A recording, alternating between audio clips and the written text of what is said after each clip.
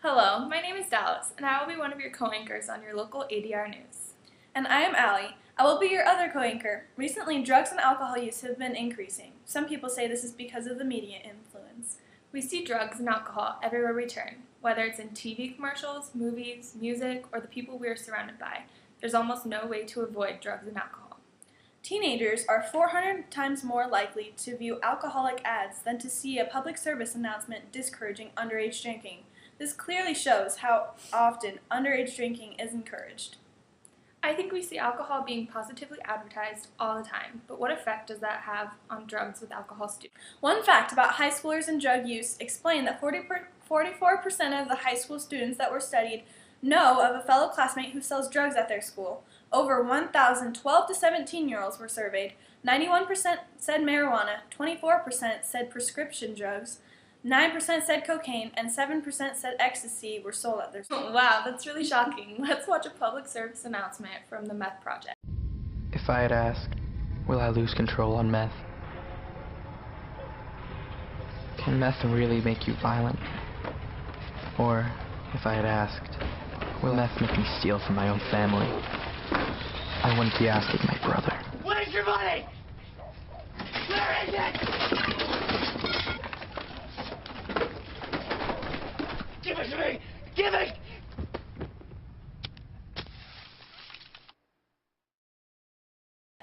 With commercials scaring kids out of doing drugs, where do you think that they are getting these influences from? Well, recently they've found that 63% of all rap songs refer to drugs in some manner.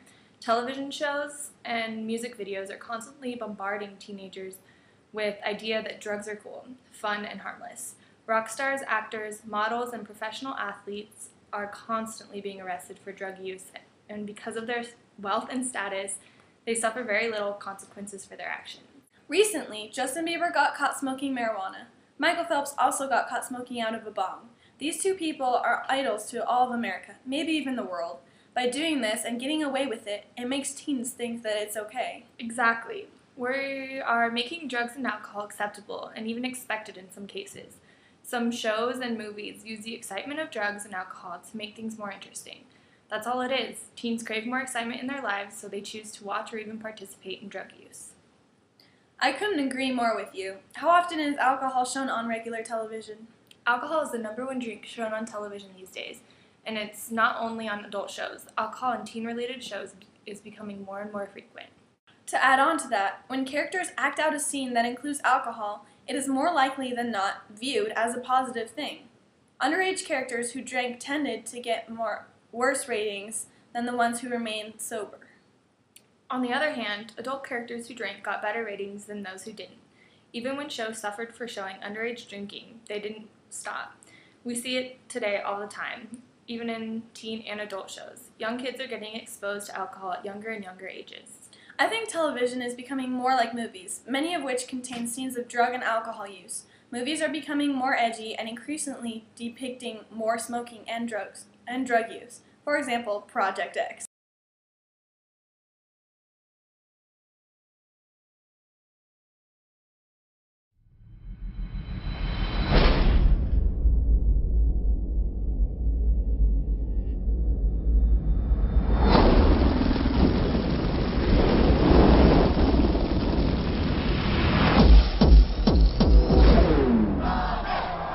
Just big enough to be cool. Drinks for the birthday boy right now? Costa, what are you doing? Replying. I want your ass too, Mommy. Who talks like that? I do. It works. There's a little guy in the oven! Think about it. Our balls are where his eyes are. Don't do it, man. You're way too fat. Shut up.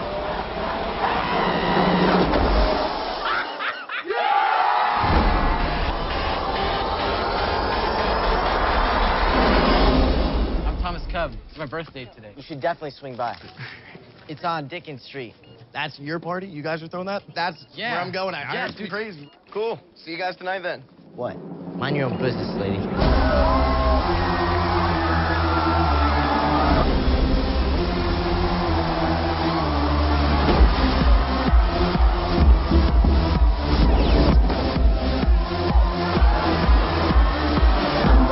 This is way more than 100 people. Of course it is. It's +1.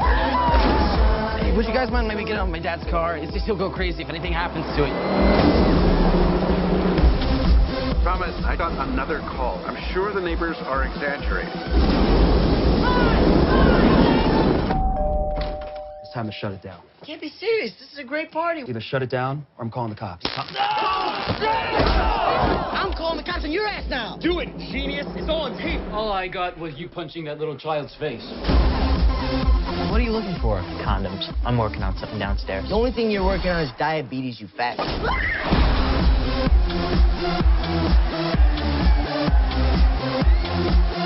We'll have a whole day to fix this place up like new. What about this? What if my parents see it? Nobody's gonna see this but us, I promise. So you know this high school party in Pasadena. Have you seen the footage?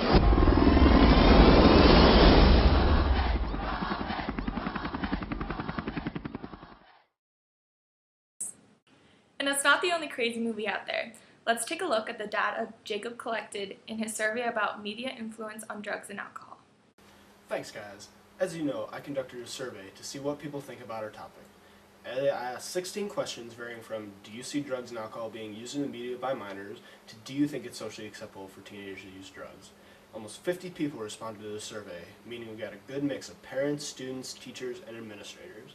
While there was still a mix, sophomores at Skyline High School represented most of the population that we tested.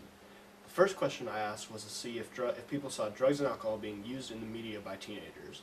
52% said that they either see it all the time or almost all the time, followed by another 32% that said that they see quite a bit of it. Overall, that is 84% of people that say that they often see drugs and alcohol being used in the media by teenagers. The next question was, in which form of media do you see drugs and alcohol being used the most? The three biggest results were movies at 41%, music at 32%, and television at 23%. My follow-up question to that was, are there some examples that you have of media glorifying these substances? There were many examples. TV shows like MTV and Breaking Bad, movies like Superbad, Pineapple Express, and 21 Jump Street, and musical artists such as Lil Wayne, Drake, and others. Next, when I asked if the media influences teenagers to use drugs and alcohol, 34% said that they strongly did, 39% said that they did, and 20% said that they saw it a lot, adding up to 93% of people that think that the media influences people to use drugs and alcohol. The follow-up to this question was if people thought the media encourages the use of drugs and alcohol. The results were similar. Most people think that the media does encourage the use of drugs and alcohol, while nobody thinks that they discourage it. One of the most informative questions I asked was, do you see the media influencing your friends? At first glance, the responses were even, and they didn't seem that the media influences among their friends.